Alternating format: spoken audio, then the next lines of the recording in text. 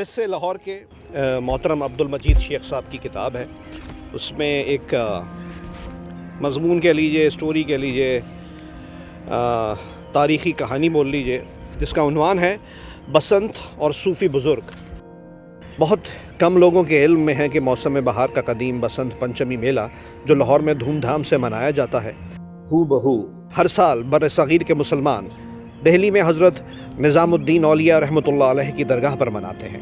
یہ 700 برس قدیمی رنگ رنگ روایت چشتیہ سلسلے کے صوفی بزرگ اور ان کے مرید حضرت امیر خسرو رحمۃ اللہ علیہ سے تعبیر کی جاتی ہے، جو غالباً اولین مسلمان تھے جو بسنت منانے پر خوشنودی کا اظہار فرماتے تھے. کہا جاتا ہے کہ سلسلہ چشتیہ کے یہ صوفی بزرگ ایک مرتبہ حضرت داتا گنج بخش رحمۃ اللہ علیہ کے مزار پر آئے ہوئے تھے کہ بسنت کے تہوار کے رنگ دیکھنے کا اتفاق ہوا تو وصیت فرمائی کہ ان کے مریدان بہار کا موسم دہلی میں بھی اتنی ہی دھوم دھام سے منایا کریں.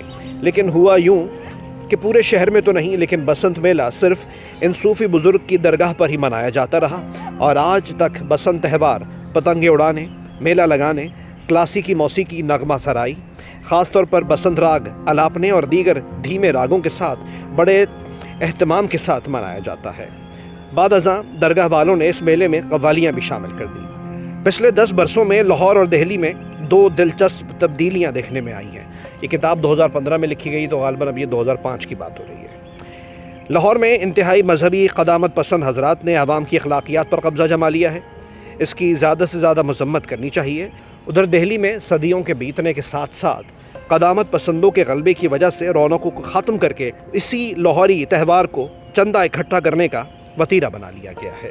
میرا اندازہ ہے کہ اگلے چند برسوں تک بھارت کا بسنت پنچمی سیاحوں کی توجہ مرکوز کر لے گا، اور یہ ویسے ہی ہوگا جیسے بھارت نے اپنے ہاں ایک جعلی شہر سیالکوٹ بنا کر ہمارے اصلی شہر سیالکوٹ کی کھیلوں کے سامان کی صنعت کو اچک لیا ہے.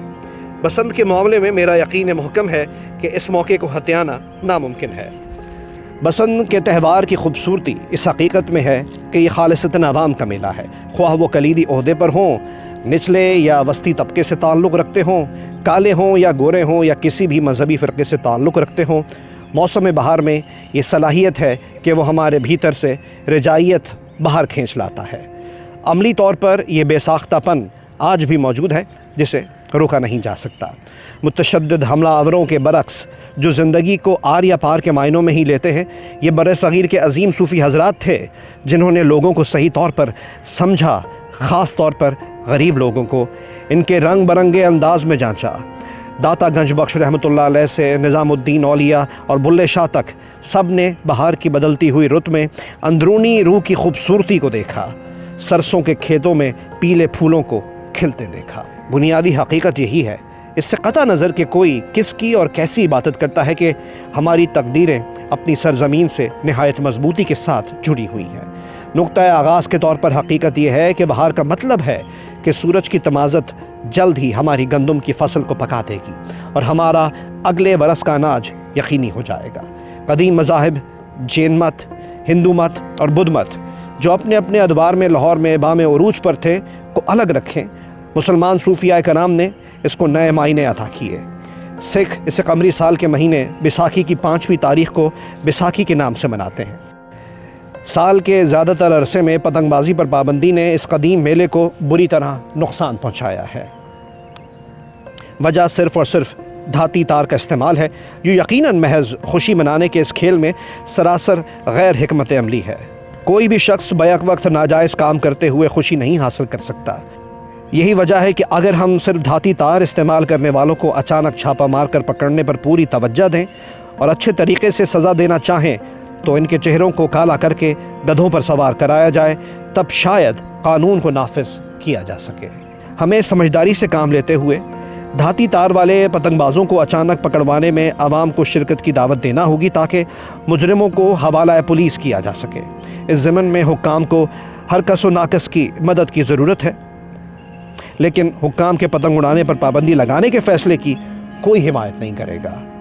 یہ حماقت ہے کہ چند بے ایمانی کرنے والوں کی وجہ سے پتنگ بازی پر ہی پابندی لگا دی جائے. اگر اس دلیل پر جائیں تو ہر کھیل پر ہی بہترین تفریحی کھیلوں سمیت پابندی لگ جانی چاہیے. ہمارے بچپن کے دنوں میں پتنگ بازی رات ہوتے ہی شروع ہو جاتی تھی۔